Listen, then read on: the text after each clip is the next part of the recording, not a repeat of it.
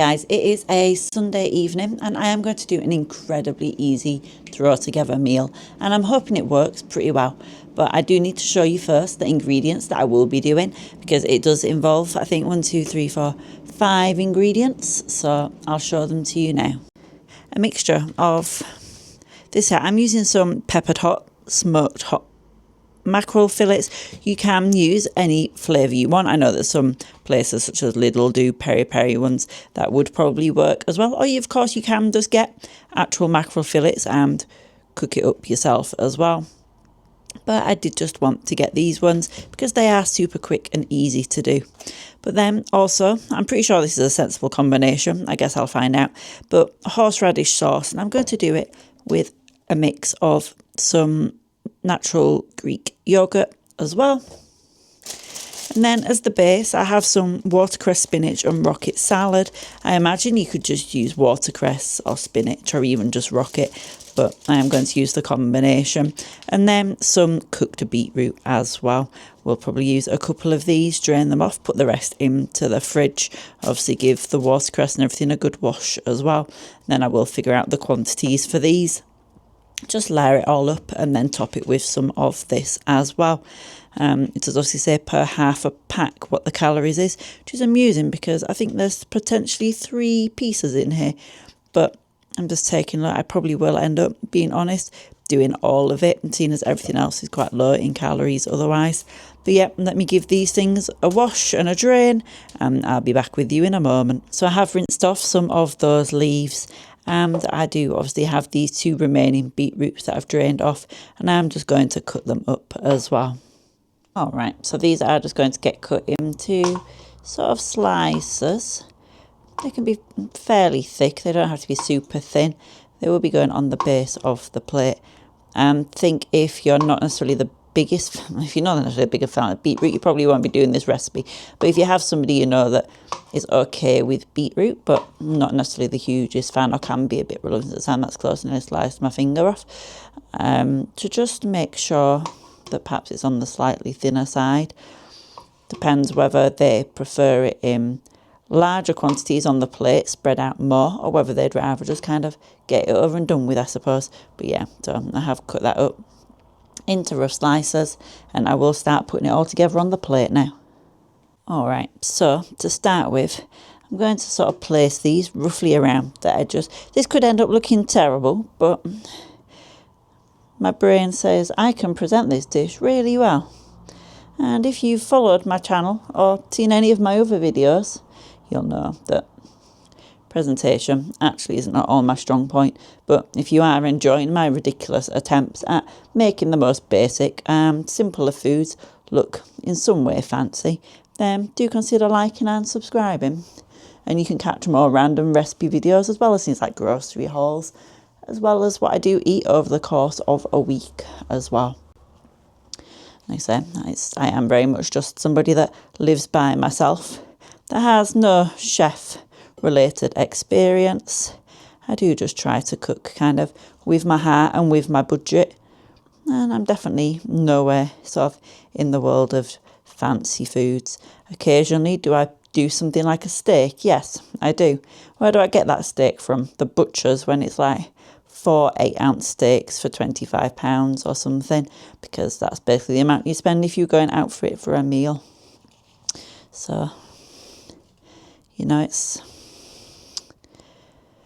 I'm definitely not the fanciest chef or the fanciest cook out there. You know, I could sometimes get fancier ingredients, and sometimes I most certainly do. But I try not to, because I think for myself, just the point in time where I grew up and some of the struggles I've gone through in life, I don't really necessarily want to be doing that. I'm pondering if I, instead of the beetroot being underneath, if some of it should come up to the top instead. I feel like it's been kind of all swamped out by some of those leaves. So it isn't even like I'm doing more leaves than recommended. Like I said, it is like the average serving size of them as well. So I will just pop some of these up onto the top. And I can tell you now, it's also very cold in my kitchen today. So sort of touching all of these cold things is not particularly pleasant on my hand. Right. We'll bring this piece up here and move that leaf there to get to that there. There we go, so that will do for that. You can at least see the peaks of red coming through. Now what I need to do is mix together the horseradish and that yoghurt as well. So I will just grab a super small little bowl that I have for this, just to do that. So I do just have this small thing here, and I'm just going to take, I quite like quite a lot of a cake, so I'm taking 2 of my tablespoons, dessert spoons, whatever they are. Now I'm doing a 2-to-1 ratio is the point. I should have already opened this yogurt, but there we go. Okay. All right, there we go. And let me get another spoon out a second as well. Will it be the same size spoon? You need to find out. No, it will not be, and I'm not using that spoon. Let's use this one here. Okay, so with that I will take, just do 2, that's about 1 big scoop, so yeah, that will work out perfectly. All right. Let's see, if you want a sign of how cold it is, that's the current state of my hand in here. Okay. Let me be sensible and pop these back into my fridge. Because I don't know about anybody else, but I will happily admit I'm incredibly scatterbrained sometimes, and when I get distracted cooking, I will end up forgetting. Okay.